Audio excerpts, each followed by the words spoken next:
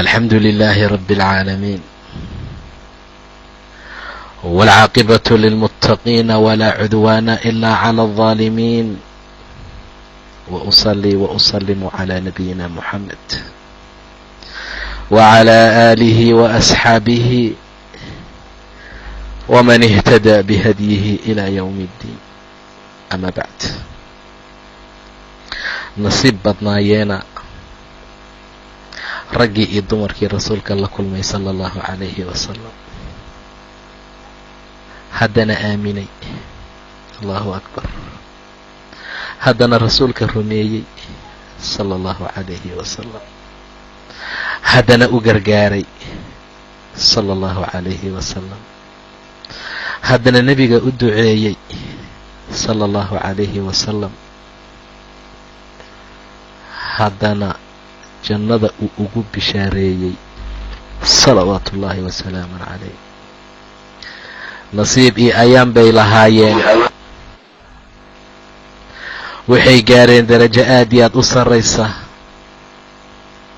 ragga nebiga la noolaa oo nebiga soo gaarid keliya ma ahe, haddana aaminay oo rumeeyey. waayo abijahlba nebiguu soo gaaray mana rumaynin, cutba nebiguu soo gaaray ma rumaynin, abilahab nebi moxamed buu soo gaaray ma rumaynin sala allahu calayhi wasalam. tabbat yadaa abi lahabin watabba maa aghnaa canhu maaluhu wamaa kasab sayaslaa naaran daata lahab. nebi moxamed buu hor istaagsanaa sala allahu calayhi wasalam. laakiin waxaa ayaan yeeshay inta soo gaartay haddana aamintay ee rumaysay. maxaa loo bixiyey walaalayaal magacooda? saxaabadii nebiga, asxaabtii nebiga. antum asxaabii, asxaabtayda baa tihiin, idinka asxaabtayda ayaa tihiin buu yidhi sala allahu calayhi wasalam. waa raggii loo doortay inay nebiga la noolaadaan, waa raggii loo doortay inay afkiisa si toos ah uga qaataan diinta. allahu akbar. annagana haddii gadaashooda aan nimaado oo waddadii ay mareen aan marno oo say diinta ugu nusreeyeen aan ugu nusrayno, kollay maba gaari karnee. wax xun khayr waan helaynaa walaalayaal, laakiin waxaa daran in adduunka nala tago, waxaa daran inaan raaci weyno, waxaa daran diintii loo soo dhibtooday ee saxaabada nebiga la nooleed dhuuntooda iyo dhabtooda iyo dhabarkooda iyo xabadkooda ay ku difaaceen oo dhiigoodii loo daadiyey, inaan ku dul tumano oon ku dul cadbayno oo aan noqono dad sidii loogu talagalay uga soo bixin. asxaabta nebiga midba midka ka dambeeya waa ka sheeka macaan yahay, waa ka waxqabad badan yahay. waxaanu qaadanaynaa caaba khabaab binul ard radia allahu tacaala canhu. khabaab maxaa idin ogeysiiyey walaalayaal? khabaab heerkee buu kaga jiray islaamka? waxaa lagu tilmaamaa inuu 6 ku ahaa islaamka. khabaab 6 ayuu lexeeyey, 6 qofood 5 qofood ayagoo ilaahay aaminsan yihiin ayuu 6 ku noqday. khabaab cali bn abi taalib baa ka warbixiyey. ilaahay ha u naxariista khabaab, wuxuu islaamay asagoo islaam doon ah, raagib, asagoo jecel islaamnimada. waa haajiray asagoo daayica oo rabbi ateecsan iyo rasuulkiisa. wuu noolaaday asagoo mujaahid ah, dagaalyahan. allahu akbar. waa noolnahay anagoo tumanayna, waa noolnahay anagoo xaaraan ku jirna, waa noolnahay anagoo adduun rajaynayna, waa noolnahay anagoo aakhira aan rajo ka lahayn. ninka lagu magacaabo khabaab walaalayaal, gabar reer maka ah oo weliba qabiilooyinka ugu sarsareeya ka dhalatay oo magaceeda la yidhaahdo ummu anmaar, waa reer khusaaci ayaa soo baxday. waxay soo aaday suuq lagu gado addoommada oo magaalada maka ku yaala. waa suuq addoommada lagu iibiyo, magaalada maka ayuu ku yaalaa Umu Anmaar way soo baxday, waxay doonaysay inay gadato oy nafteeda u iibsato hal adoon oo ay ku intifaacda shaqadiisa. ma ujeedaan walaalayaal? adoon inay soo iibsato, inay gurigeeda keensato, inay keensato, ka bacdi ay ka faa'iido shaqadiisa ayay doontay,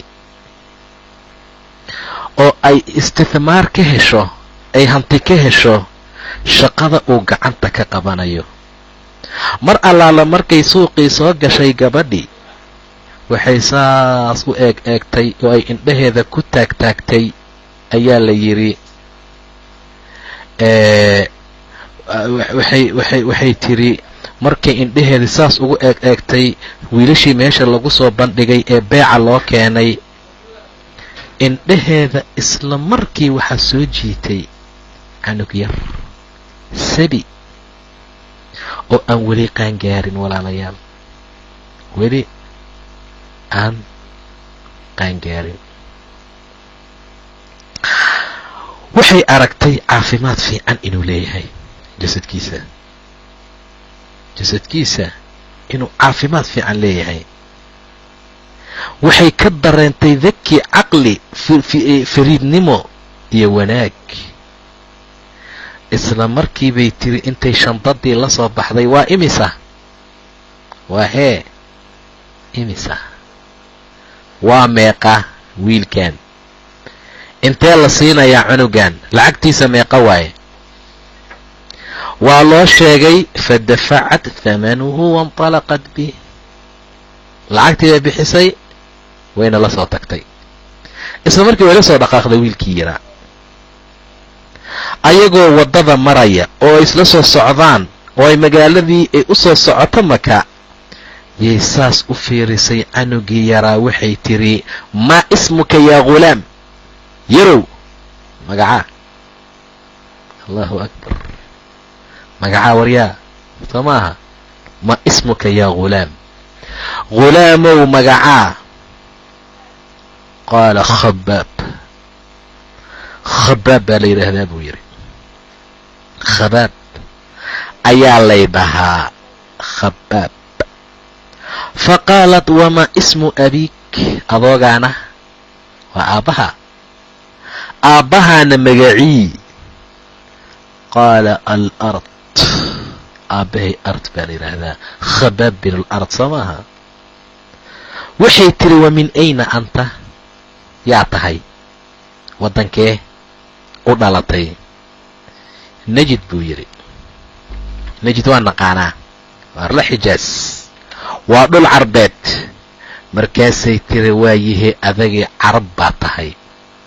allaylehee carab ayaa tahay? saasay markaa tiri. haa buu yidhi, carab baan ahay, waxaana ka ahay bani tamiim, qolada la yidhaahdo reer bani tamiim ayaan ka ahay. markaasay tiri, maxaa ku keenay meeshaan oo ku soo geliyey dadka ka ganacsada gacantooda? sababtaad ku soo gashay dadka ka ganacsada gacantooda maxay tahay? markaasuu yidhi, meeshii aan degganayn ayaa waxaa soo weeraray qabaa'il carabta ka mid ah, way ka adkaadeen. markaasay wixii xoolo aan haysanay intay soo kaxaysteen oo ay soo qafaasheen dumarkii, ciyaalkiina way soo kaxaysteen, anigana dadkii la soo waday ee ciyaalka ayaan markaa ku jiray. intaa ka bacdi gacanba gacansay isukay dhiidhiibaysay ayaan Maka ku imid. ugu dambayntiina gacantaada ayaan ku jiraa.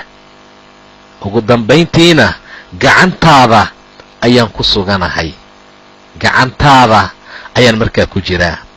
ugu dambayntii meeshaan ayaan hadda imid oo aan soo gaaray, oo adiga gacantaada ayaan markaa soo galay buu yidhi. Umu Anmaar canugii yaraa waxay farta ka saartay tumaal, nin tumaal ah oo birta tuma, oo tumaalada Maka degan ka mid ah, si loo baro samaynta seefaha sida loo sameeyo, in markaa loo baro. alla maxaa ka degdeg badnaa, caqli badnaa oo garaad badnaa oo maskax badnaaya canuga yariiska ah, ilaa ay u suuro gashay inuu si fiican u barto una qabto howlihii markaa loo xil saaray. mar allaala markuu kagtay canugii ee uu adkaaday, dhabarkiisii uu xoogaystay, waxoogaa nin yaroo isqaadi kara uu noqday, Ummu Anmaar waxay u ijaartay dukaan, waxay u soo iibisay alaabta qalabka wax lagu tumo, tumaalada isticmaalaan. waxay guda gashay ama ay bilowday inay ka faa'iidaysanayso maharadii uu bartay oo ahayd inuu seefaha markaa sameeyo. Khabaab bin Arat wuxuu ka mid noqday dadka mashhuurka ah, dadka caan ka noqday magaalada Maka. waayo run waxuu kuu ballamayaa, qof baa u imaanaya, seeftaan ii samee, goormeen kuugu imaadaa? 4 saac ii imow. 4 saac waa u diyaar. macnaha wuxuu ahaa saanic, wuxuu ahaa haddana sidqi, amaano, run nin ku sifaysan. ma ahayn dadka maanta jooga ay ummaddu u bixiyeen kullu saanic kadaab. saanic kasta beenlow weeyaan, ilaa in yaroo rabbi u naxariistay maahane subxaana wa tacaala. hal waxyaabo oo laguu samaynayaa 10 jeer lagu celinayaa maanta, soo maaha? dawaarlaha markaad ka tolanayso hal xijaab uu ku dhaho khamiista imow, khamiistii baad u tegaysaa, galuus baa ka maqan ama badhan. markuu ku dhaho haddana maalin kale u imow, waxbaa qabyo ah. sidaa ma ahayn, maba ka soo wareeganba wakhti dheer. Khabaab wuxuu caan ku noqday magaalada Maka. dadkii waxay guda galeen inay u imaanayaan, oy wax ka iibsanayaan, oy la mucaamaloonayaan. waayo wuxuu ku sifaysnaa amaano iyo run iyo sanca wanaag. saddexda markaad isku darsato bulshadu way ku jeclaanaysaa. waa run, waa amaano, waa in runlow aad tahay, waa in waxa qowlka aad samaysa ee kaa dhaca. war qofka been ha u sheegin, hadhihin beri'is haddamba wuu ku dhammaanayaa alaabtaadii. allaahumma bil qabso oo qofka wakhtigaad u qabata wixiisa ku sii. yaa ayuha aladiina aamanuu awfuu bilcuquud, ballanada oofiya, ballanada oofiya. ilaah muxuu tilmaamaya subxaana wa tacaala xaaladahaasoo dhan asoo noo tilmaamayo. ina alcahda kaana mas'uulan, waa mid layska su'aalaya. waaladiina hum liamaanaatihim wa cahdihim raacuun, ballanadoodii amaanaadkooday ilaaliyaan. labadiibuu isku darsaday inuu sidaa noqdo, iyo in sancada iyo wax samaynta uu markaa ku fiicnaaday. Khabaab ibnu Arat asoo xaaladiisu ay sidaa tahay, dhallinyarada meesha markaa joogta oo la filkiisa ah wuu ka garaad sareeyey. waayo wuxuu yeeshay dadka kaamilka ah ee dhammaystiran caqligoodoo kale, iyo odayada da'da ah ee xikmadaha leh xikmadooda oo kale. mar allaala markuu dhammeeyo shaqadiisa ee uu ka baxo, dukaanka uu xiro, keligii uu aqalkiisa iyo meeshuu seexanayo uu galo, wax badan wuxuu ka fakerayaa waa maxay mujtamacan jaahilka ah oo asnaamta caabudaya, dhagxaanta ilaahay ka dhiganaya, xumaanta banaysanaya, waxyaabo fara badan, ayadoo weliba ay diin imaanin, ayadoo weliba ay diin jirin, oo nebi moxamed uusan nebi ahayn, oo weli la soo dirin. wax allaala wixii khabiid ahuu khabiidnimo u arkayay, wixii xumaana xumaannimo u muuqatay, wax allaala wixii wanaagsan oo ay dadkuse samaynaynin wuu hamin jiray in markaa la helo. saa darteed markuu shaqadiisa ka baxa Khabaab, intuu keligii fikiruu fikiri jiray. mujtamacan jaahilka ah ee fasaadka ku maashaysan, laga bilaabo raasmadaartaha, waa godka lugta meesha ku taala, ilaa madaxa meesha ugu sarraysa, fusqiga iyo xumaantii waxyaabaha kale markaa ku jira. aad iyo aad buu uga murugaysnaa. wuxuu aad iyo aad u arki jiray oo dhibaato iyo mashaakil u arki jiray, amase waxyaabaha xayaatada carabta ay ku jiraan oo jahliga ah, oo baadida indhala-aanta ah, iyo waxyaabaha markaa la mid ah. markaasuu naftiisa ku maaweelin jiray lagama maarmaan inay tahay caawa la joogo, inay beri ka dambayso, inay habeen kale imaan doonto. macnaha waxaan lagu jira in isbeddel imaan doono. mar uunbaa wax isbedeli doonaa, mar uunbaa wax hagaagi doonaa, mar uunbaa wax fiicnaan doonaa. xaaladaasuu naftiisa ku maaweelin jiray. xayaatada haddii ilaahay u sii daayana inuu indhihiisa ku arki doono mugdigan hadda lagu jiro, iftiin inuu ka imaan doono, intaa ka bacdi shaqadiisuu iska watay, seefihiisuu iska samayn jiray. saasay xaaladiisu ahayd. Caas ibnu Waa'il baa u yimid maalin, markaasuu dhahay seef ii sameey. markii seeftii loo sameeyey loo hagaajiyey ee lacagtii la rabay inuu bixiyo ayaa sida noo imaan doonta markuu islaamo mtaqaana noo imaan doontaa ayaa wuxuu ka codsaday inuu lacagtii bixiyo. markaasuu dhahay lacag aan ku siinaya malaha, maba hayaba lacag ani. ma rumaysan tahay maalinta qiyaamo? haa, waan rumaysanahay. mar allaala marka la dhinto qiyaamo la taga buu yidhi, oo qiyaamo la tago ii imow, markaasaan kuu gudaya lacagtaadee, oo aniga janna lay siiyo, adduun aan helo, lacag fara badan lay siiyo, awlaad ilaahay i siiyo. Caas ibnu Waa'il muxuu ku soo dejiyey ilaahay? afara'ayta aladii kafara biaayaatina waqaala la'uutayanna maalan wawaladan aطalaca alghayb am ittakada cinda araxmaani cahdan. waxaad iiga warantaan kaafirka, gaalkii iiga warrama buu yidhi ilaa subxaanahu wa tacaala. afara'ayta aladii kafara biaayaatina, aayaadkeennii ayuu ku kufriyey, uu inkiray, uu diiday. afara'ayta aladii kafara biaayaatina waqaala la'uutayanna maalan wawaladan, odhanaya maal iyo awlaad baa lay siinayaa qiyaamo markaan tago. ma tukanayo, mana soomayo, tawxiid ma qirayo, dhagax buu caabudayaa, ilaahay ma ka cabsanayo, khayr iyo wanaagna ma fulinayo. saa darteed buu odhanayaa qiyaamo markii la tago waxaa la ii siinayaa xoolo iyo awlaade. aطalaca alghayb, ma qaybkuu taalacday kaafirka? ma intuu luxu maxfuud tegey yaa waxa u qoran uu ku arkay? aطalaca alghayb am ittakada cinda araxmaani cahdan, mase ilaahay agtiisuu cahdi iyo ballan dhigtay? kallaa, ma jirto. sanaktubu maa yaquulu, waxau dhahayaan u qoraynaa, wanamuddu lahu min alcadaabi maddan, xagga cadaabkana waan u siyaadinaynaa. wanarihuhu maa yaquul, waxuu ku hadlaya waan dhaxlaynaa. waya'tiinaa fardan, asagoo keligiisa ayuu noo imaanayaa buu dhahay ilaahay subxaanah wa tacaala. waya'tiinaa fardan, keligiisuu imaanayaa. awlaadda xataa adduunka uu ku haysta iska daa kuwa qiyaamo in lagu sii uu tamaninayee ma soo raacayaan, oo hadday yimaadaan micigiisa ma aha, waxna ma u qaban karaan. waاttakaduu min duuni illaahi aalihatan liyakunuu lahum cizan, alla sukadiisay ilaahyo samaysteen say cizi ugu helaan maalinta qiyaamaha. kallaa sayakfuruuna bicibaadatihim, ma dhacaysa xaaladdaa, cibaadadooda iyo waxyaabahooday ku kufrinayaan. wayakuunuuna calayhim diddan, lid bayna isku ahaanayaan buu dhahay ilaahi subxaanah wa tacaala. ayagaa iska hor imaanaya.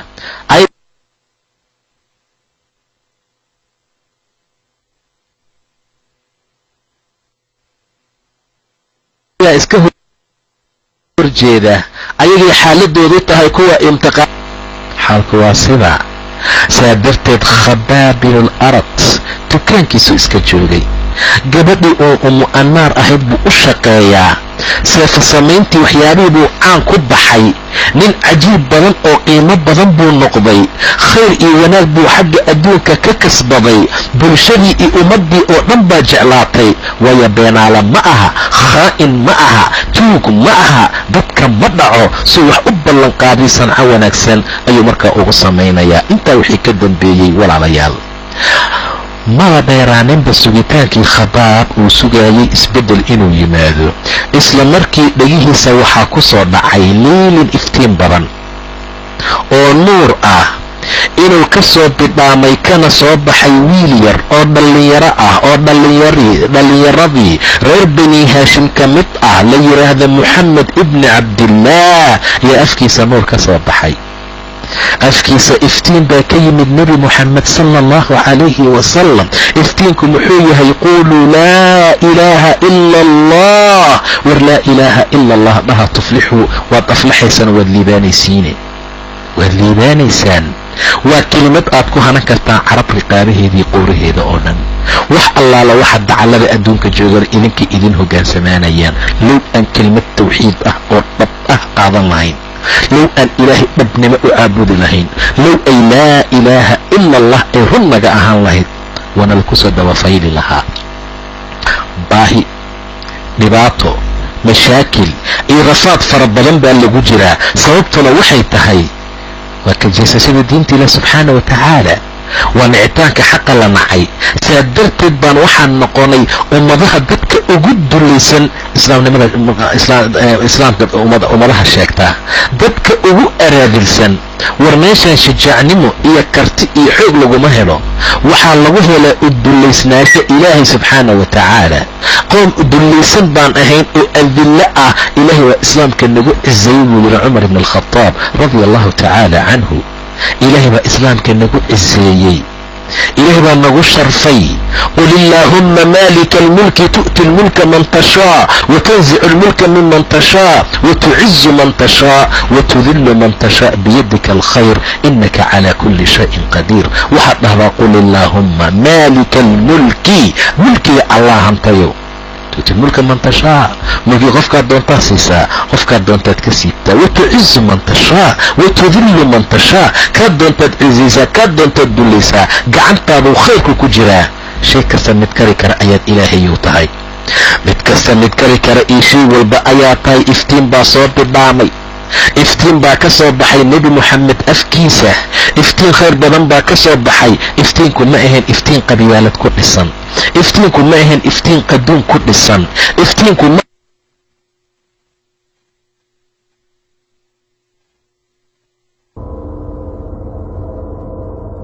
ahayn iftiin kale, laakiin wuxuu ahaa iftiin aan xoolo iyo han subxaanahu wa tacaala. saa darteed khabaab binu lard waxa uu tamaninayey ee uu sugayay arrinta noocaas ah ayay markaa ahayd.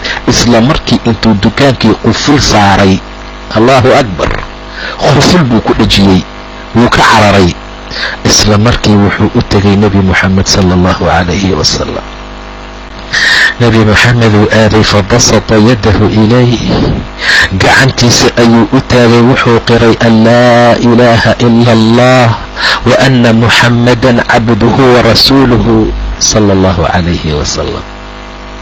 waa laga tegay birihii, waa laga tegay dukaankii, waa laga tegay wax allaala wixii dhex yiilay inta quful lagu dhejiyey ayaa meesha la aaday. waayo qiyaamaha u raaci maayo, waayo qiyaamaha u raaci maayo oo meeshaa waxay ka anfacayaan malaha, meeshaa waxay u tarayaan malaha. maalinta qiyaamo qofka waa imaanayaa saan hadda akhrnay, waya'tiinaa fardan, asagoo keligii ah. saa darteed buu gacanta u fidsaday, nebigana aaminay, ilaahay tawxiidkiisana qiray. waa saddexkii ku saddexeeyey oo ku islaamay adduunka ama arlada korkeeda. ka warrama, raggaasaan rabnaa inaan la tartanna kana horumarno oo aan jannada uga dheerayno, soo maaha? adduunka aan dul saarannahay waa ninkii lixaad ee ku islaamay qiray kelima tawxiid ah, khabaab ibnu arat. khabaab wuu iska soo tegey, dukaankiisii ayuu dib ugu soo laabtay.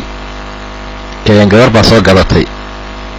khabaab islaamnimadiisii qofna kama qarinin, allahu akbar, waa iclaamiyey, waa muujiyey inuu ilaahay aaminsan yahay subxaanahu wa tacaala. maba dib dhicinba khabarkii waxaa gaaray ummu anmaar, waa gabadhii iibsatay. war ghulaamkaagii dukaanka aad u dhiibatay ee biraha tumaayey wuu islaamay. way hurtay, way karkartay, way karkartay. qul muutuu bigaydikum, caradiina la dhinta dheh buu dhahay ilaahay subxaanahu wa tacaala. caradiina la dhinta dheh. waidaa laquukum qaaluu aamana waidaa khalow wacaduu calaykum alanaamila min alghayb, waa gaalada. mar allaala markay firayaan gacmahay faraha ku qaniinayaan, ciid ay idin qabaan darteed ha u jixinjixina. qul muutuu bikaydikum, caradiina la dhinta dheh buu dhahay ilaahi subxaana wa tacaala. ilaahay caliim buu kuwa bidaati suduur, waxyaabaha laabaha ku jira. ummu anmaar way holacday, ummu anmaar way karkartay, ummu anmaar way shidantay. waa qadab iyo qayd iyo xaqdi. ayada keligeed ma ahee, wax allaala wixii ayada la socdayna saasoo kale ayay markaa ahaayeen.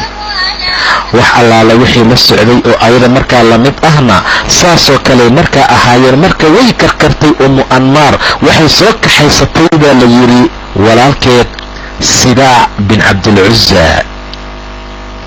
jamaaco fara badan oo dhallinyaradii reer khusaacay soo kaxaysteen. dhammaan waxay soo aadeen Khabaab, waxay heleen asagoo ku mashquulsan shaqadiisa. bir buu tumayaa, gow gow, seef buu garaacaya. allahu akbar, miskiin. laakiin cinda allahi kabiir, agtooda daciif buu ka yahay, laakiin cinda allahi cadiim subxaana wa tacaala. saa darteed ayay soo wada qaabileen dhammaantood asoo birtiisa iska garaacanaya. Sigac baa ugu edab darnaayo walaalkeed ah, intuu soo dul istaagay buu yidhi, waryaa waxaa naga kaa soo gaaray hadal, laakiin aanan rumaysnayn annaga. Khabaab intuu madaxiisa kor u soo qaaday buu yidhi, wamaawi, waa maxay, maxaa ku soo gaaray? Sigac wuxuu yidhi, waxaa suuqa ku jirta inaad iilatay, inaad bidciyowday oo aad raacdayo ghulaamkii bani haashim. edab daradooda fiiriya walaalayaal, xataa maxamed ay u quuri waayeen.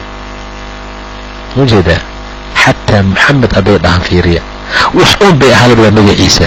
haddaysan rasuulullah dhahayn, haddii nebigii ilaah aysan dhahayn, haddii ninkii ilaahay doortay ay dhihi waayeen, xataa ma u quuri waayeen nebi maxamed inay maxamed dhahaan sala allahu calayhi wasalam. maxay dhaheen? agoonkii bani haashim, reer bani haashim ghulaamkoodii ayaad markaa raacday. hadalkaa waxaa yidhi Sibaac oo Mu'anmaar walaalkeed markaa ahaa. Khabaab wuxuu yidhi, si degan ma caytamo, isma xanaajiyo, ma xanaaqo, laakiin qofka kalea la celceliya sidiisaba xaqlaabaha ah.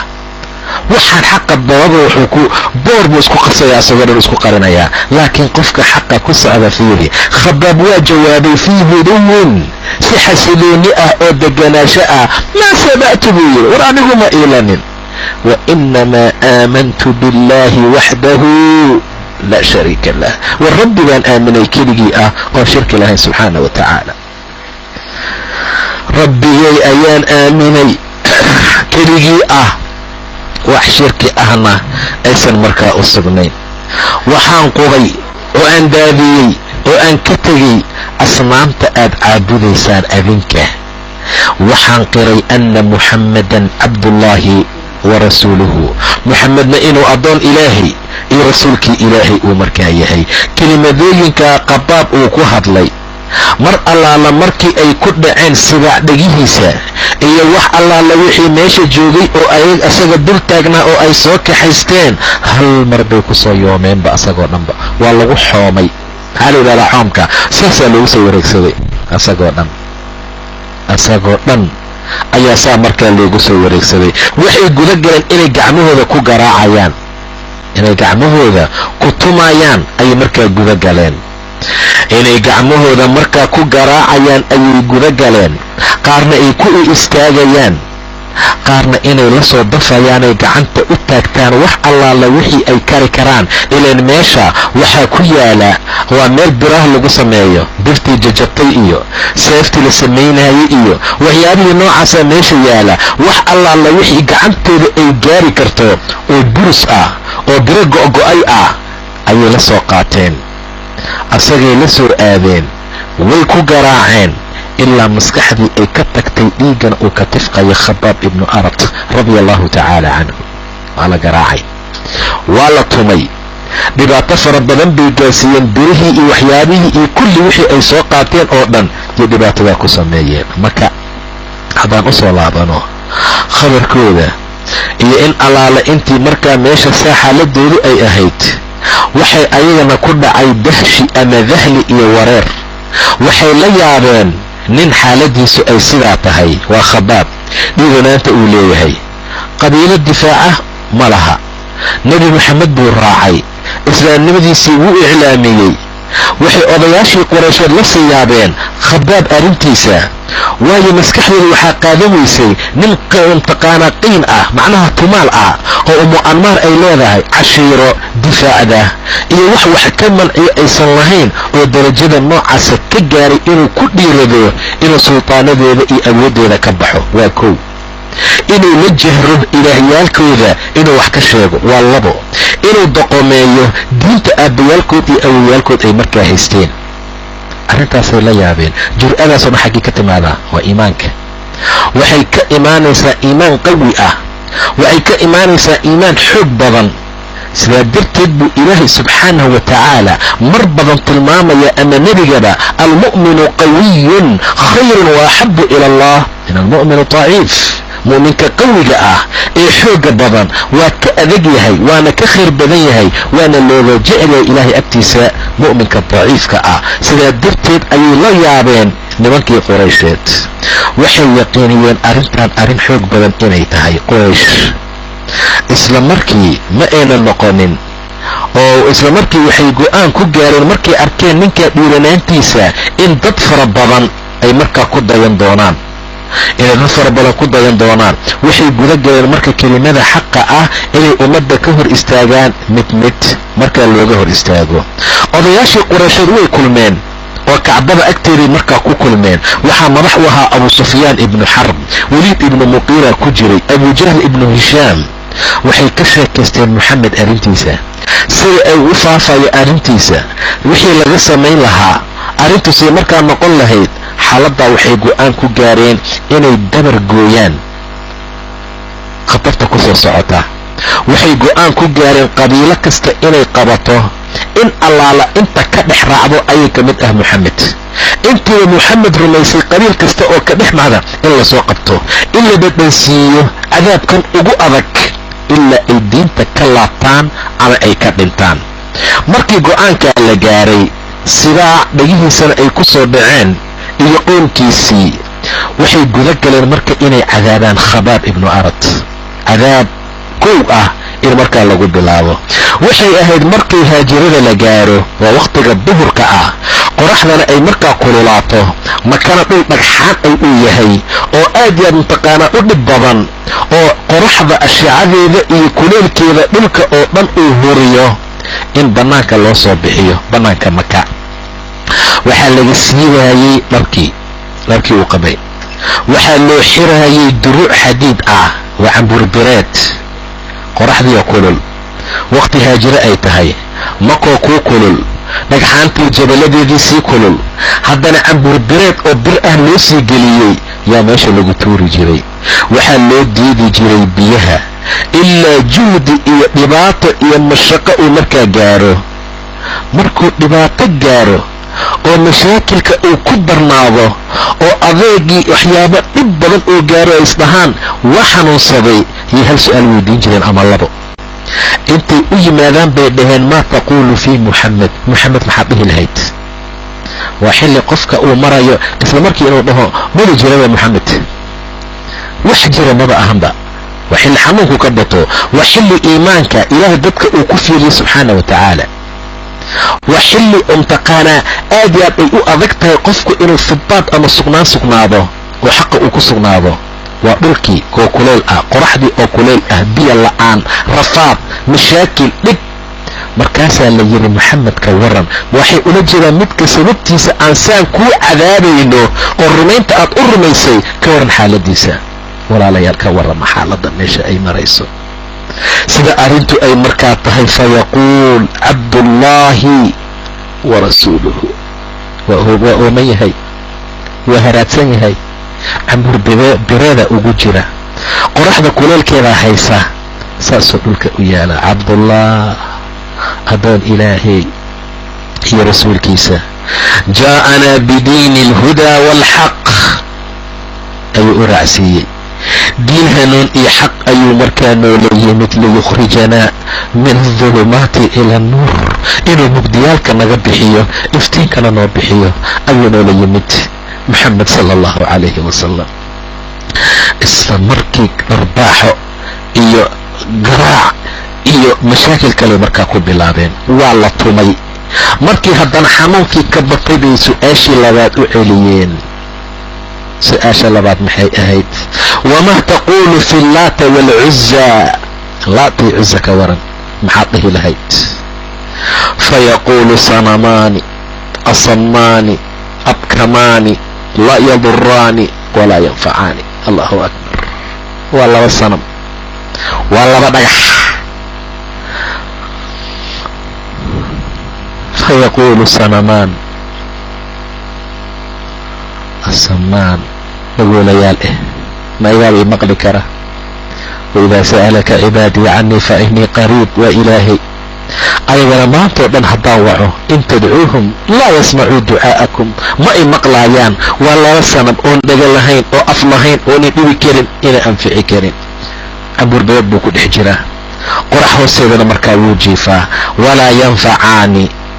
markii intaa ay arkeen inuu islaamka ku adag yahay khabaab ibnu art, inuu islaamka si xoognimo u qaatay, markaasaa waxay keeneen haddana dhagax lasoo kululeeyey inta dabka la geliyey. wayulsiquunahaa bidahrihi, inta ay calool u jiifiyeen ay dhabarka markaa ka saareen. wayabaquunahaa calayhi, way uga dul tageen, waa looga dul tegay xataa yasiila duhna katafayhi, ilaa dhagaxii dabka lagu soo kululeeyey markii saan loo saaray garbihiisa ee dubninkii macnaha duhinka subaga ka soo baxay garbihiisa ay markaa ku soo daateen. garbihiisa ay markaa ku daateen. yaa sidaa yeelaya? waa sibaac iyo intii la socotay. aaway gabadhii ummu anmaar ahayd. ummu anmaar laftigeeda kama aysan yaraysanin dhibaatada ay khabaab ku haysay, weliba walaalkeed inay kaga badnayd maahane kama aysan yaraysanin. maalin maalmaha ka mid ah waxay aragtay nebi moxamed sala allahu calayhi wasalam oo dukaankeeda albaabkiisa soo maraya oo khabaab la hadlaya. markaasaa jinnigeedii kacay, way jinniyowday. midka cunuga iga fasahaadiya waa kana, balaayada waa kana, waxa waa kana, waxay dalbalaysa kaala fiir.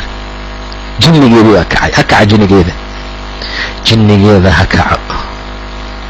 waayo qofka hadduusan xaqdoon ahayn nebi moxamed wuxuu aaminayaa markaa ma jirto. intaa ka bacdi khabaab maalinba maalinta ka dambaysa dhibkaasaa la marsiin jiray. waxay soo qaaday ummu anmaar gabadha la yiraahdo bir baa la yiri, dabkay gelisay. walaalayaal fiiriya, dabka ayay saa u gelisay.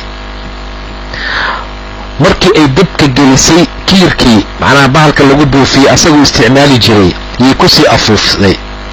markii birtii ay kululaatay oo ay dab oo kala noqotay, markaasaa waxay saartay calaa ra'sihi khabaab madaxiisa xataa tudkhana ra'sahu. wuu qaacay, marka qiiqa ka soo baxay ilaa madaxiisa uu qaacay. isla markii wuu dhacay, muqmi, wuu mir daboolmay. wacyi malaha wacyi, malaha garaad, malaha faham, malaha waxyaaba mataqaanaa maskax.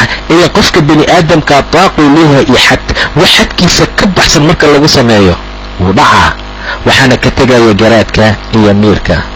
laakiin afkiisa wuu habaarayay. wahuwa yadcuu calayha wa calaa akhiiha, iyada iyo walaalkeedba habaar buu markaa ku haayay. ayadan birtiisa intay gelisay madaxa ka saaraysaa. intaa markii la maraayo oo dhibaatada faraha badan ay markaa jirtay, xataa khabaab ibnu al-arat waatii inta xadiiska laga wariyey oo ahaa nebiga ayuu u yimid sala allahu calayhi wasalam asaga oo jiifa kacbada harkeeda, go asaga uu leeyahayna uu barkan yahay. khabaab wuxuu yidhi, rasuulka ilaahayow ma u jeedid miyaa dhibaatadana haysataa?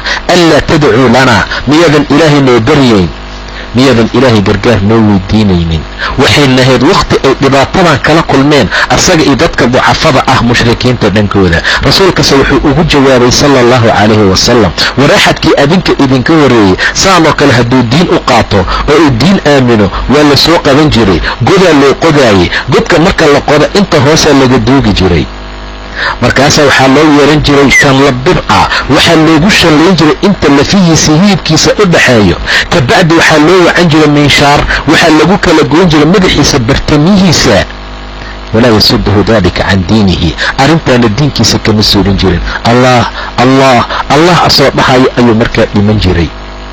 asoo intaa lagu sameeyey oo dhibkaa la gaarsiiyey oo mashaakilkaa kama leexan jirin, mana ka jeedin jirin cadaabkaa sababtiisa diinkiisa. ilaa waxa ka horeeyay janno ah oo khayr ah oo wanaag ah ayuu markaa u jeeda uuna ku tamatucayaa. maa yasuduhu dalika can diinihi, ilaahay baan ku dhaartay buu dhahay nebiga, arrintan ilaahay wuu taam yeeli doonaa ilaa axadka adinka idinka mid ah uu ka soo baxa sanca ee uu taga xadramuut xaal uusan ka cabsanayn ilaa ilaahay mooye subxaana wa tacaala axad kale. iyo waraabo uu ariga uga baqa buu dhahay nebiga sala allahu calayhi wasalam. sabra khabaabow adkaysta. aaway aala yaasir inta la cadaabo oo meesha la soo istaajiyo nebi moxamed uu soo agmaro asoon waxba u tari karin wuxuu dhihi jiray sabran aala yaasir fa ina mawcidukum aljanna. iska sabra ballantiina waa janne. sala allahu calayhi wasalam. sabran aala yaasir sabra. mawcidkiina waa janno, abaalkiina waa janno, jiifkiina waa janno, hoyadkiina waa janno, raashinkiina waa raashin janaad, sharaabkiina waa sharaabka jannada. sabra aala yaasir.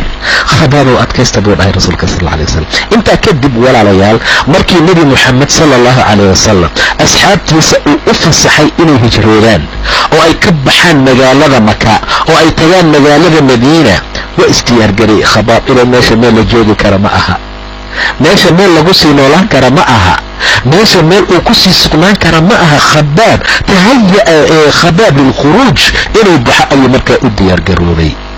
laakiin maka kama bixin khabaab ilaa ilaahay baa ducadii iyo habaarkii uu habaaray oo umu anmaar ilaahay baa tusiyey subxaana wa tacaala intuusan maka ka bixin. mar qof mu'min ah oo la dhibaateeyey miyaa ilaahay dayacaya subxaanahu wa tacaala. aman yujiibu lmultara idaa dacaah wayakshifu asuu wayajcalukum khulafaaءa alardi a ilaahun maca allah. ma ilaahyaa ilaahay kale micigiisa ahaaday. ilaahay muxuu yidhi aman yujiibu lmultara, war midka la tabardareeyey oo maskiinka ah yaa ajiiba idaa dacaa marka uu tuugo. yaa midka axadka ajiiba, yaa usoo degdega. hay-adee usoo degdegi kartoo ajiibi kartaa oo aan ilaahay ahayn subxaana wa tacaala. aman yujiibu lmultara idaa dacaahu wayaktifu asuu. xumaanta yaa ka fayda buu dhahay ilaahay subxaana wa tacaala. muldarka maskiinka ah yaa rabbi oo yidhi tabar ma laha. loo garaaci maayo tuuganimo, daragasi muqaadaraad u isticmaalayna loo garaaci maayo. ilaahay dartiisaa loo garaacaa subxaanahu wa tacaala. ilaahay dartiisaa loo tumayaa. ilaahay dartiisaa mashaakilkan iyo dhibkan uugu dhacayaa. ilaahay dartii ayaa mashaakilkan iyo dhibaatada loo waxaynaya. tug la garaacaya maaragta waxaday la tumayo ka warrama. mid qamro cabi oo la garaacayo la tumayo, iyo nin maxaa diinta ilaahay ummadda ugu sheegaysaa loo garaacayo, loo xirayo, loo dhibaataynayo. aman yujiibu lmultara idaa dacaah wayakshifu asuu. xumaanta yaa ka fayda. wayakshifu asuu wayajcalukum khulafaaءa alardi. idinka yaa idinka dhigay kuwa arlada khaliifa ku ah. a ilaahun maca allah, ma ilaahayaa ilaahay kale micigiisa ahaaday subxaana wa tacaala. jawaabtu waa maya. saa darteed ilaahay baaba ajiibayba. ilaahay ayaa ajiibay habaarkii. ilaahay dartii laa ilaaha ila allah buu lahaa. bir baa inta dabka loo geliyay madaxa laga saara, madaxii baa qaacay. away allaha dartiisaa loo yeelay. naa'im hu muhurdayaa. allahu laa ilaaha ilaa huwa alxayu alqayuum laa ta'khuduhu sinatun walaa nawm. wallahi gamaayo xataa ma qabato sida ilaahay tilmaamay subxaana wa tacaala. gamaayo xataa ma qabato, iska daa hurda weyne. laa ta'khuduhu sinatun walaa nawm. ilaahayow nin madluuma hadduu yidhaahdo labayka yaa cabdii la ansurannaka walow bacda xiin, waa ku gargaarayaa isbuu ilaahay leeyahay subxaana wa tacaala. allahu akbar. isla markiibaa ilaahay subxaanahu wa tacaala da-adiisii ajiibay intuusan magaalada ka bixin. maxaa dhacay marka? waxaa dhacay umu anmaar baa waxaa ku dhacay sudaac. waxweynba laguma sallidinba. kansar iyo kankar iyo sarataan iyo maba lagu sallidin. maxaa lagu sallida mataqaana? sudaac mataqaanin? waa dhafar xanuun. waa meeshaan ka dhahno goonjad baa ihaaya. xaliba ama hurdaayo waqti waxaa lii kiciyey sooma dhahno. waxyaraa inta saas loo haystaa koob shaahbaa qacinta laga sii ku caafimaadaa. intii un baa ilaahay ku salliday subxaana wa tacaala. allahu akbar. sudaac. laakiin asagoo kale aan weligii ummadda lagu dhex arkin. weligiis ummadda laguma dhex arkin. waxay u ceybay baa la yiri, ay u qaylinaysaa madax xanuunku markuu qabto sida eygu uu qayliyo. wallaahi kiraadkii eeyaasay u ciyaan oo kale. waa ey waa waxaa loogu necbaya sawdkiisa. war haddaad maqashaan tacawadu bilah, ilaahay ka magangala. shaydaan buu arkay buu yiri nabiga sal alla alay wasalam. waa eeyaha iyo dameeraha. diiqa qeylid haddaad maqashaanna malaa'ig buu arkaye ilaahay fadligiisa weydiistaa sida eeyihii u qaylinaysay wallaahi shalay markii dabka u gelinaysay nin laa ilaaha ila allah dhahayay canug yaroo ilaahiisa rumeeyey oo waxba aan ka haysan xoolo aan ka xadin qabiilkeed aan wax gaarsiin waxay ugula dagaalaysaa laa ilaaha ila allah ay dabka intay u gelisa birta ay madaxa ka saartay ilaa madaxa uu qaaco maxay ahayd hal jazaau alixsaan ila alixsaan wajazaau sayi'atin sayi'atun midluhaa ixsaan ma aysan samaysan sayi-ay la timid ilaahay sudac buu ku saliday asagoo kale aan ummadda weligood lagu arkin way taqbiilmaysay way qaylinaysay sida ay kilaabtii eeyaha u qayliyaan ilmaheeda lacag bay lahayde inta la kala cararay yaa dhakhtar kasta la keenay midka ugu digriga sarreeyay shahaadada ugu sarraysa haystaa ayaa la keenay markaa kasta laga raadiyey daawaa loo waayey wajaceeda daawaa loo waayey hal daawa loo helay daawada loo helay wuxuu noqday inta bir lasoo qaato dabka la geliyo si fiican loo soo kululeeyo madaxa looga dhajiyo ayadana allahu akbar ilaahay dulmiga raali kama aha walaalayaal war qof walbo intaad adduunka joogto isxakamey war maalmaha gaabanee adduunka aad joogto kibirka daah war dadka muslimiinta ammaansii farahana ka qaad cayda iyo dhibaatada aad ku haysata ka daa walaal ilaahay wuxuu daabo uga dhigay in madaxa laga gubo sidii khadaab madaxa uga gubtay daamayuu noqonayaa midka noocaas ah allahu akbar in madaxa dab looga gubo waxay guda gashay madaxa marka saas birta lasoo kulay looga saaro xanuunka kayiga iyo gudniinka lagu haayo waxaa ilowsiinaya baa la yidhi sudaaca xanuunkiisa walaalayaal sadaaca xanuunkiisa waa iska dhaqaaqay khabaab magaalada maka ayuu degay daaqa wuxuu dhadhamiyey raaxo magaalada madiina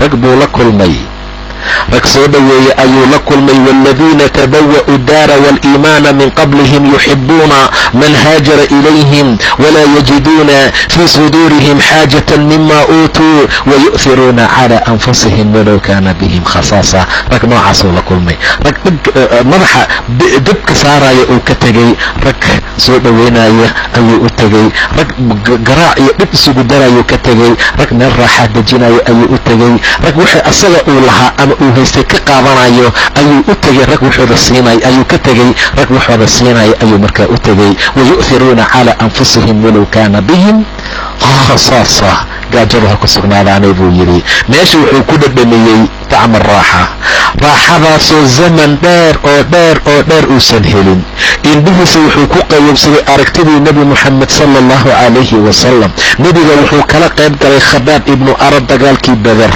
wuu dagaalamay raayadii nebiga hoostiisa wuu soo baxay uxud micigeedii dagaalkii uxud ayuu haddana ka qayb galay waa kana sibaac bin cabdilcuza ummu anmaar walaalkeed waa kii garaaci jiray oo meydkiisa yaala goobta uxud allahu akbar yaa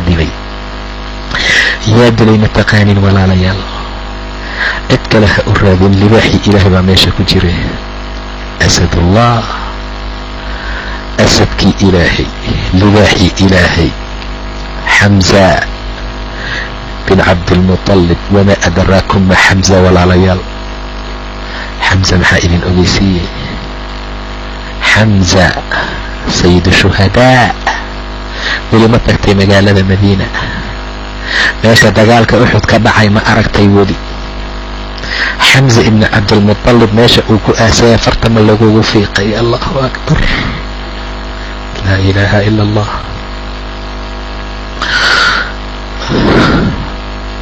meydkiisaa meesha yaalay waa shalay kii dhibi jiray khabaab ibnu arad indhihiisu ku qaboobsaday khabaab waa u jeedaa calaa yadi asadullah xamza ibni cabdilmuطalib gacantiisa ayuu markaa ku dhintay ilaahay xayaatada u daayey khabaab ibnu arad kuwii dhibayna way dhidhinteen asagiina waa nool yahay ka warrama asagiina waa nool yahay noloshii ayaa ilaahay u daayey ilaa uu haleelay ama uu gaaray khulafaada raashidiintii nebiga ka dambaysay ee afarta ahayd intaba waa haleelay wuxuu ku noolaaday ricaayo wanaagsan way qadarin jireen nin la qadariyo waayahay way qiimayn jireen, nin la qiimeeyo waa yahay. sharaf bay u yeeleen, nin sharaf loo yeelo sharaf leh waa yahay Khabaab ibn al-Arat radia allahu tacaala canhu. dhalinyaronimadiisii ayaa ilaahay dartii loo dhibay. dhallinyaronimadeena khamri baan ku cabnaa, kalaabkan ka tumanaa walaalayaal. dhalinyaronimadiisuu dumarka islaameed iska daayay, annagana dumarkaan la tumanaa walaalayaal. sigaar ma uusan cabin, khamrina ma uusan cunin, laakiin annaga dhexdaan uga jirnaa. miyuusan mudnayn in la qadariyo? miyuusan mudnayn in la wanaajiyo? miyuusan mudnayn in cizi iyo karaamo ilaahay siiyo subxaana wa tacaala? asaga iyo bilaal iyo suhayb iyo salmaan mar allaala markuu abubakar soo agmaray wax yar buu ka sheegay. wallahi haddaad raggaa ka caraysiisadaa la yidhi, ilahay baad ka caraysiisay subxaana wa tacaala. Khabaabba hadduu caroodo soo maaha, waxay lamid tahay adoo ilaahay ka caraysiiyey. yaa la odhanayaa waa shiiqi islaamka, waa ninka iimaankiisa haddii miisaan la saaro, ummadda dhan iimaankooda miisaan la saaro, kiisa rajixi lahaa. war raggaan rag sahlan ma aha. war dhibka la soo gaarsiiye fiiri, mashaakilka alla dartii loo soo gaarsiiye fiiri. maxay haleeyeen? maxay dhibaato sameeyeen? jabhaday galeen, ma waxbay afgembinayeen, ma waxbay samaynayeen? maya, ilaa an yaquuluu rabbuna allah, rabbigeena waa ilaahay basaa lagu haystay. intaa keliya markaa ummadan lagu haystay, xaaladoodan aysa ahayd. maalin maalmaha kamida cumar ibn al-Khattaab ayuu usoo galay. maalin maalmaha kamida Khabaab ayaa cumar ibn al-Khattaab usoo galay, asag markuu madaxweynaha ahaa ama khilaafadiisii. meel sare ayaa la fadhiisiyey Khabaab. horta ko war aan idin sheege, waxaan leenahay annagu ru'aso iyo madax. ninka ciziga lehna hoos u dhiga, ninkaan ciziga lehna kor u qaada.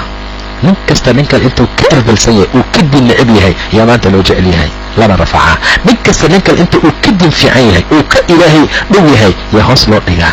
ma ujeedaa? cumar ibn al-Khattaab kor buu u qaaday, wuxuu saaray majlis baled aad iyo aad u qiimo badan. markaasuu taqdiirin darteed yidhi, maa axad axaqu minka bihada almajlis, nin meeshaan kaa xiga maanta ma jiro. hayra bilaal, allahu akbar, hayra abubakar lama dhihin, hayra khaalid ibn waliid lama dhihin, ilaa adiga waxaa kaa xiga bilaal. asagana habeen baanu arki doona haddii rabbi idna subxaanahu wa tacaala. bilaal nin cajiib badan buu ahaa. waa ninkii yiri nebiga anoo jannadii u socdaanba maqlayaa dafdaf iyo qacqac jannada ka yeeraysaa, oon leeyahay waaxay dafkan iyo saanqaadkan shanqarta ah. bilaal baa laygu yiri buu dhahay nebiga sala allahu calayhi wasalam. bilaal ayaa laygu yiri. allahu akbar, wallahi rag baa soo maray adduunka, rag ayaa adduunka soo maray. min almu'miniina rijaal sadaquu maa caahadu allah calayh, faminhum man qadaa naxbuhu waminhum man yantadiru wamaa badaluu tabdiila. gaalada intay shireen baa la yidhi, maxamed tegiyey dumar buuna ka tegey. anagii carabtii kulli waxaa nalaga wada dhigay dumar. laakiin ragga ah hadday soo noqdaan, raggaan ragga ah maalintii adduunka ka tageen iyo dadkaa kor noqdeen. ilaa ayagoo kale ay yimaadaanna wallahi saas lala ahaanayaa. saa darteed baa Khabaab ibn al-Arat la yidhi, majliskan qofkaaga xaq badan ma jiro, laakiin bilaal hadduu joogi lahaa nambar labaad noqon lahayd baa la yidhi. intaa kabacdi su-aal buu cumar weydiiyey, uu yiri, Khabaabow waxaad ii sheegtaa dhibaatadii kuugu badnayd oo aad mushrikiinta kala kulantay, markay ku dhibi jireen ay ku cadaadin jireen, hal qisa ii tus buu yidhi, ama hal arin ii sheeg. Khabaab wuu xishooday inuu ka jawaabo, laakiin markuu cumar ku adkaaday barad kale baa loo tusiyey. jawaab afka ma anfacayso, shaarkuu iska siiyey marka hore. falamaa alaxa calayhi azaaxa ridaa'an can dahrihi, go-i u hugsanaa yuu kor u qaaday. wuxuu guda galay cumar inuu arkayo waxyaabaha markaa ku sugan, ama waa jareeyey. cumar waa jareeyey. maxaa waayuu yidhi, waxaan dhabarkaaga saaran iyo dhabarkaagan dhaabaca ku yaala.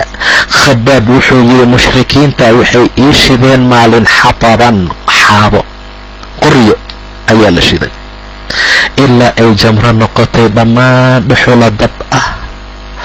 uma nasacuu canii hiyaabii, maradeedii iga siideen, wajacaluu yahjuruunanii calayhi, dabkay igu dul jiideen buu yidhi, dabkay igu dul jiideen. laa ilaaha ila allah. dabaa la shiday, waa holcooya, markii xaabadii ee dhan ay dhuxul noqotay intay dharka iga bixiyeen ee intay igu dul jiifiyeen ay igu jiideen buu yidhi Khabaab radia allahu tacaala canhu xataa asbaxa jamran uma nazacuu canii hiyaabii wajacaluu yajuruunanii calayhi, inay igu jiidayaan xataa saqata laxmii can cidaami dahrii, ilaa hilibkaygii uu ka daatay lafaha dhabarkayga dhulkuu soo qubtay hilibkii buu yidhi Khabaab ibnu Arth. dabkii shidnaa ma daminin ilaa dheecaanka jasadkayga ka soo baxay maahane. allahu akbar. dheecaanka jirkayga ka soo baxay. maxaa ummadda jannada loo geynaa baa la leeyahay. maxaa saxaabada ayagoo sariirahooda jiifa anta fi ljanna anta fi ljanna yaa fulaan fi ljanna maxaa loo yidhi aan leenahay. sidaa darteed ayuu yidhi dabkii shidmaayey dheecaanka jasadkayga ka yimid ayaa damiyey. taajir buu noqday Khabaabka idin sheegayo walaalayaal. markii dambe wuu taajiroobay Khabaab. waa shadrigii iyo qaybtii dambe ugu dambaysay noloshiisa. fakhrigii uu ku jiray darti ayuu ka taajiroobay. wuxuu helay xoolo mar allaala marka laguu sheego wuu lahaa haddii lagu dhaho maskaxdaysan qaadanayn dahabka iyo fidada, laakiin tasarufaadkiisa uu maalkaa ku tasarufay haddii laguu sheego maskaxdaada ma qaadanayso. gaari cad oo kala jiidan buu ugu horeyntii iibsanayaa soomaa qofka maanta. maxaa ku xiga? inuu dadka ka fogaadaba. 2 shilin buu helay. ma ku salaamayaba, maba ku yaqaanba, ma aha kii shalay ku dawarsanayo washaxaadka kaa soo doonanayo khadada naga bixi ku dhahaayay. 2 kun hadday isugu toosto weli maba aha Khabaab wixii uu helay oo kale. wuu fogaanayaa markale. wana aad bijaanibihi, dhabankiisu ku aadinayaa, wejigiisa maku siin karo. mar allaala markaad ka hortimaad wuxuu u malaynaa inaad wax weydiinaysid, wuxuu u malaynaa inaad wax uga baahan tahay. kow asagaa kugu bilaabay ninyahow waan degdegsanahayo saanan ah intaa u socdaa wax aan jirin markaa bilaaba. ama Khabaab ibnu al-Arat ninka lagu magacaabo, mar allaala marka lagu tilmaamo daraahimtii xoolihii ilaahay sida uu yeelay, marka ugu horeysay dirhamta iyo danaaniirta hal qol ayuu ku wada shubay oo ay yaqaanaan dadka masaakiinta ah, fuqarada iyo dadka xaajaadka u saaxiibka ah. waa qol caan ah. wuu ku shubay wax allaala wixii hanti ah ee marka uu lahaa. ma xirin oo quful looma samaynin, lama qufulin. dadka dhibaatada u saaxiibkii masaakiinta way imaan jireen, mar allaala markay yimaadaana way kala baxayaan aywan cidma su-aaleen wax allaala wixii ay doonaan. ayadoo xaaladdu ay sidaa tahay oo arrintaa uu sameeyey, haddana wuxuu ka cabsanayaa in lagu halaago maalinta qiyaamo oo xisaab xun lagu xisaabo oo xoolaha sababtooda lagu cadaabo. ka warrama annagana maanta hayayaa tolkiyaa la baabi'iyey, isagaa ugu horeeya wax masaakiinta islaamid midfacay dhibaatada lagula baabi'inaya inuu bixiyo. alla hebel baasaan noqday oo mataqaanaa maskaxda xanuunayso qamrigii qaadkiibay asaga ugu horeeya. maca daalika ma ka cabsanaayo in xisaab xun u noqoto. amaa ninka noocaano sidaa wax yeelay oo diintii iyo khayrkii markaa ku bixiyey, wuxuu kasii cabsanaa cadaab adag inuu ilaahay kusii cadaabo xoolihiisa. jamaaco saxaabada ka mid ah ka sheekaysay waxay dhaheen waxaan u soo galnay Khabaab ibnu al-Arad asagoo jiradii sakaraatulmowtka. markaasaa wuxuu yidhi makaankan iyo meeshaan waxaa ku jira 80 kun oo dirham, 80,000 dirham. weligay ma xirin buu yidhi, ribaadna ma ku samaynin. saa darteed qof saa'il oo wax weydiisanayana looma diidin. uma bakaa, kabacdi waa ooyey.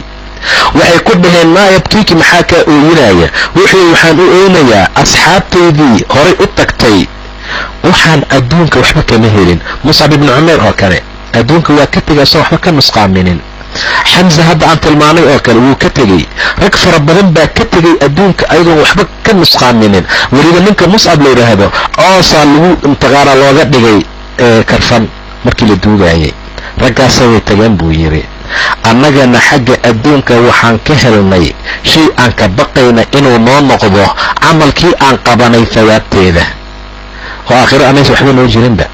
saa waxaa lamid a Cabdiraxmaan ibni Cawf mar allaala markii uu soonnaa ee loo keenay afurkii wuxuu yidhi waxaa ka tegay adduunka rag fara badan. Musab ibnu cumeer baa ka mid ah, ayaga waxba ka nusqaaminin. wallaahi annagana maanta meel aan kala dhigna ma laha, waxaan ka cabsanayaa khayrkeeni oo naloo soo dedejiyey inuu markaa yahay oo aakhir waxba noo jirinba.